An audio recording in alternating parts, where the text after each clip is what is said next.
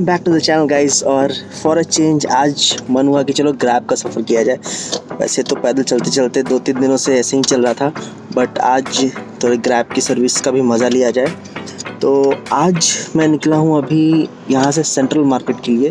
Central market Kuala Lumpur का एक पुराना मार्केट है, बसार सेनी के नाम से भी जाना जाता है इसे। और पहले वेजिटेबल्स, फिश और बाकी खाने की इसी तरह की चीज़ें मिलती थी, बट अब ये एक वर्सेटाइल मार्केट हो गया, बहुत सारी चीज़ें यहाँ मिलती हैं। सेंट्रल मार्केट दिखाता हूँ, उसके बाद कुछ और मार्केट्स आज कवर करने का मैंने सोचा है।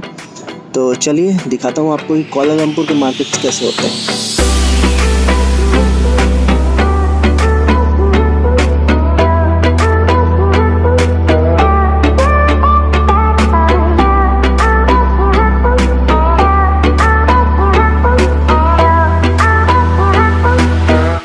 Okay, thank you, bye.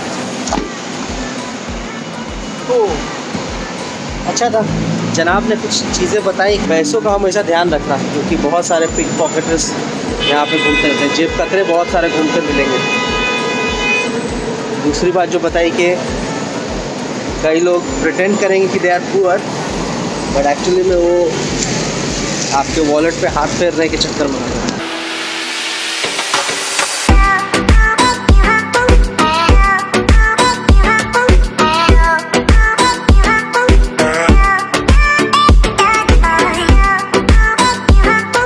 घुसते के साथ ही मुझे एक कियोस्क मशीन मिली है, जिसमें कि गोल्ड कॉइन है, शायद प्लेटिंग है गोल्ड की, और वो उसमें आप इंग्रेविंग्स की हुई है यहाँ पे अलग अलग। एज अ सुवेनियर आप उसको ले जा सकते हैं। 20 रिंगिट में एक कॉइन मिल रही है। आप यहाँ से 20 रिंगिट डालोगे यहाँ नीचे, और ऐसा एक कॉइन जो भी आपको चाहिए वो सेलेक्ट करोगे, वो नीचे आ जाएगा। साथ ही एक बड़ी अच्छी चीज़ मुझे यहाँ दिखी, यहाँ पे DHL का एक काउंटर है। सपोज़ आप शॉपिंग कर रहे हैं, आपके पास बड़ा चीज़, आपने बड़ी कोई चीज़ खरीदी या आपका लगेज ज़्यादा हो रहा है, तो आप यहाँ DHL के काउंटर से उसको कुरियर कर सकते हो अपने वहाँ पे, जहाँ भी आप रह रहे हो वहाँ आप इसको कुरियर कर सकते हो, या आपके घर पहुँच जाएगा। तो ये बड़ी अच्छी चीज़ है। ये मुझे बैंकॉक के भी एक मार्केट में मिला था ऐसा, कि वहाँ DHL का काउंटर था, और आप अगर कुछ बड़ी चीज़ खरीद रहे हो या कुछ भी ऐसा है जिसको कि ले जाना आपके लिए मुश्किल होगा, तो आप उसमें आप उसे कुरियर कर सकते हैं।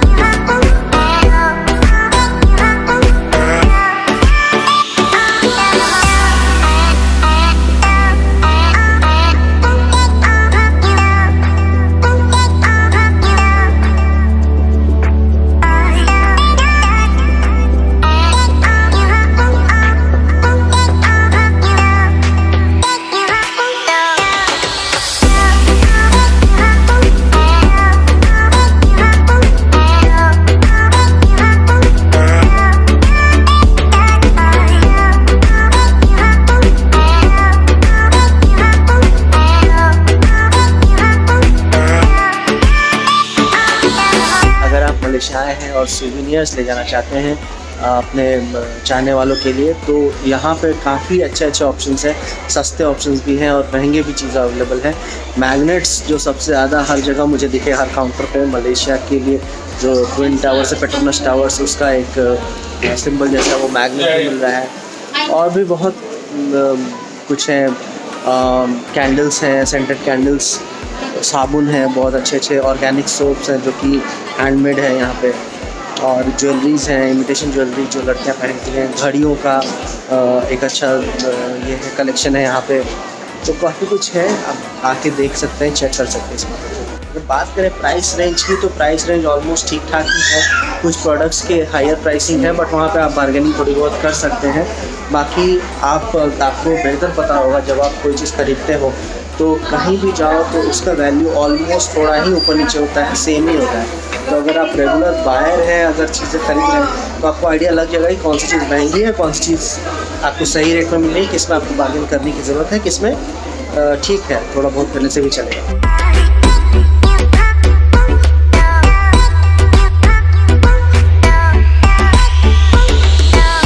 सेंट्रल मार्केट के बगल में ही है एक और मार्केट, छोटा सा स्ट्रीट मार्केट है।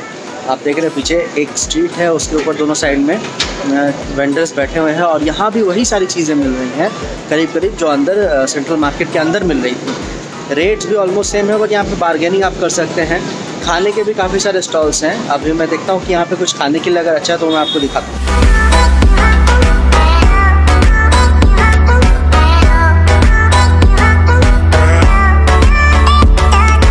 ये है बैम्बू तराजसी इसको बोलते हैं, और ये राइस फ्लावर, चावल के आटे, टैपियोका फ्लावर, पाम शुगर और कोकोनट से बना हुआ है। ये इस तरह का एक बैम्बू का खोल है जिसके अंदर की इस चीज़ को डालते हैं और फिर इसे स्टीम से पकाते हैं, और ये मीठा होता है, दिस इज़ स्वीट। तो देखते हैं इसका टेस्ट कैसा है, अभी आपको मैं बताता हूँ।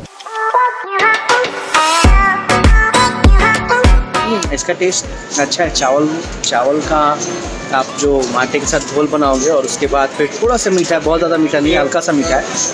पाम शुगर यूज़ किया गया है इसलिए थोड़ा डिफरेंट है इसका टेस्ट। दांतों में चिपकेगा क्योंकि चावल के आटे से बनाया गया है और ऊपर से जो नारियल की ग्रेटिंग है उससे इसको गार्निश किया गया है। तो ओवरऑल एक अच्छा टेस्ट है, हल्का मीठा है। और आप इसमें पाम शुगर जो यूज़ किया गया उसका वो ब्राउन पाम शुगर का देख सकते हैं, ग्रीन कलरिंग सब्सटेंस यूज़ किया गया होगा इसमें। तो ओवरऑल एक ठीक ठाक डिश है, अच्छी चीज़ है ये।